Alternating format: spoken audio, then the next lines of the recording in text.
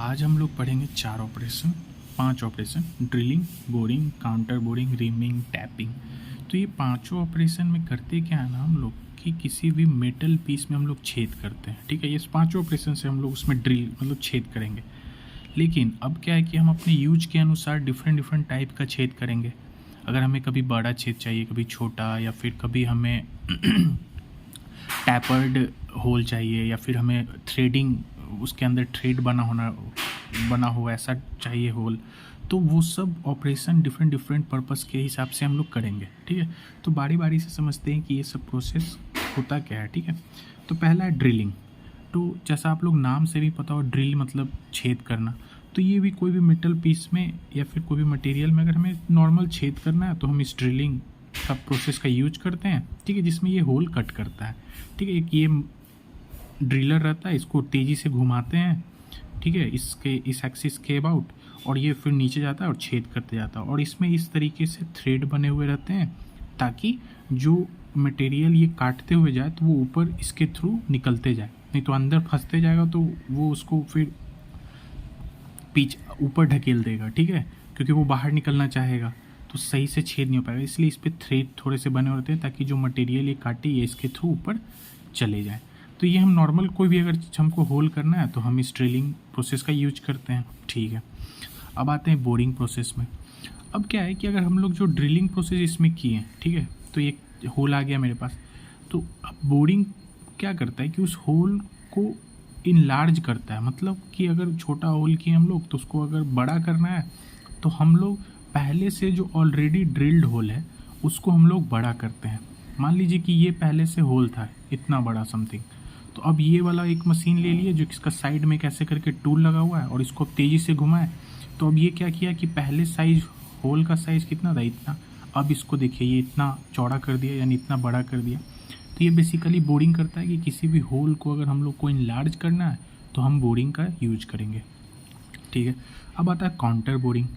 Counter boring क्या है कि इस वाले बोरिंग वाले प्रोसेस में हम लोग जो होल पहले से बना होता है उसको पूरा इनलार्ज करेंगे। मतलब कि ये प्रोसेस जब इसको घुमाएंगे ये नीचे आते जाएगा और ये पूरा यहाँ से यहाँ तक इसको बड़ा कर देगा। लेकिन काउंटर बोरिंग में क्या है कि सिर्फ जो होल पहले से हम लोग किए हैं उसके सिर्फ एक साइड को ऊपर या नीचे या कहीं भी एक साइड को बस बड़ा करता है, बाकी जो होल है वो अपने साइज कहीं रखता है। क्यों करते हैं? मान लीजिए कि हमें किसी मेटल में या मटेरियल में एक नट लगाना है, तो नट समथिंग कुछ इस तरीके का होता है। तो ये नट लगाएंगे तो इसका ये ऊपर वाला पार्ट जो क्या है इस वाले सरफेस के ऊपर ही रह जाएगा। ठीक है, तो एक्चुअली में स्मूथ नहीं ना हो पाएगा, क्योंकि अगर ये नट लगाएंगे तो इसके ऊपर वाला पार्ट इसके ऊपर ही रहेगा। तो अगर हमें स्मूथ सरफेस बनाना है तो हम क्या करेंगे कि इस होल में इतना दूर तक बड़ा कर देंगे ताकि जब नट लगाएं तो उसका ऊपर वाला जो हेड है वो इसमें फिट हो जाए और सरफेस स्मूथ रहे। तो वो डिफरेंट पर्पस है। तो काउंटर बोरिंग क्यों करते हैं कि बस किसी होल के एक तरफ के पार्ट को बड़ा करना हो, तो काउंटर बोरिंग। अब आता है रीमिंग, ये बहुत इंपॉर्टेंट है। रीमिंग क्या है कि रीमिंग से हम लोग होल के साइज़ को बड़ा तो करते ही हैं। लिखा हुआ it removes a small amount of metal from the hole that is already drilled. मतलब जो पहले से ड्रिल्ड है उससे थोड़ा सा मेटल निकाल लेगा वो मटेरियल, तो वो क्या हो जाएगा, होल बड़ा हो जाएगा। लेकिन अब आप बोलिएगा कि बोरिंग में भी तो बड़ा करते थे और रीमिंग में भी, तो फ़ायदा क्या है दो प्रोसेस करने का? तो इसका ये फ़ायदा है कि ये हल्का सा बड़ा करता है। ठीक है, और बड़ा करने के साथ साथ वो जो पहले से ड्रिल्ड होल है उसको स्मूथ कर देगा। मतलब उसको चिकना, उसको मतलब उसका जो सरफेस है उसको स्मूथ कर देगा। ठीक है, तो इसका 2 पर्पस होता है। इसका पहला पर्पस है कि जो पहले से ड्रिल्ड होल है उसको एक्यूरेट साइज़ में ले आएगा, मतलब हल्का सा और उसको बड़ा करके जो एक्यूरेट साइज़ चाहिए हमें, एग्जैक्ट साइज़, उसके बराबर ले आएगा। सेकंड कि वो जो होल जो एक्यूरेट साइज़ एग्जैक्ट साइज़ में आ गया उसका फिनिशिंग इम्प्रूव कर देगा। मतलब कि वो पहले से ज़्यादा उसका फिनिशिंग अच्छा हो जाएगा। मतलब पहले अगर ऐसे करके एक होल, मतलब एक मटेरियल में होल था जो कि यहाँ रफ था सरफेस, ठीक है, तो अभी ये जब रीमिंग करेंगे तो ये एकदम स्मूथ हो जाएगा। ठीक है, ताकि हम आगे जो फर्दर ऑपरेशन करें तो उसमें हमको दिक्कत ना हो। तो रीमिंग बेसिकली करता है कि ये होल के साइज़ को थोड़ा सा बढ़ाता है लेकिन उसका जो फिनिशिंग है वो इम्प्रूव कर देता है। जबकि बोरिंग जो है वो साइज़ को बहुत ज़्यादा बढ़ाएगा और वो फिनिशिंग नहीं करता है। ठीक है, ये रीमिंग हो गया। फिर चौथा है टैपिंग। टैपिंग क्या है कि अगर हमें किसी एक होल में थ्रेडिंग मतलब उसके अंदर थ्रेड बनाना है तो हम इस टैपिंग प्रोसेस का यूज़ करते हैं। तो इसमें क्या होता है कि इसमें जो हमारा जो ये जो मटेरियल यूज करते हैं हम लोग होल को ड्रिल करने के लिए, तो इसमें एक थ्रेड ऐसे ऐसे करके बने हुए होते हैं और जब हम इसको तेज़ी से इसके इस एक्सिस के अबाउट घुमाते हैं तो ये घूमेगा और अपने साथ जो है ना इस मटेरियल पे थ्रेड ऐसे ऐसे काटते हुए चलेगा।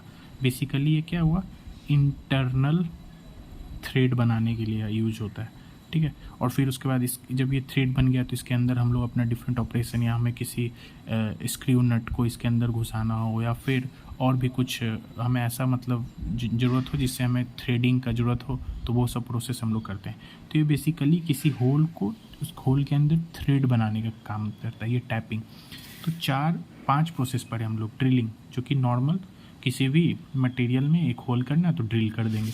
बोरिंग क्या है कि अगर उस किए हुए होल को बड़ा करेंगे तो वो क्या हो जाएगा, बोरिंग। काउंटर बोरिंग, उस किए हुए होल के किसी एक साइड को बड़ा करना हो अपने पर्पस को सेटिस्फाई करने के लिए तो वो काउंटर बोरिंग। रीमिंग क्या है कि ये किए हुए होल को हल्का सा बड़ा करेगा ताकि वो एग्जैक्ट साइज़ का आ जाए और उसके फिनिशिंग को इम्प्रूव कर देगा, मतलब वो ज़्यादा फिनिशिंग प्रोवाइड करेगा। टैपिंग कि जो हमें इंटरनल थ्रेड बनाना हो तो हम इस टैपिंग का यूज़ करते हैं। तो ये 5 प्रोसेस है, होप आपको समझ में आया होगा। Thank you for watching.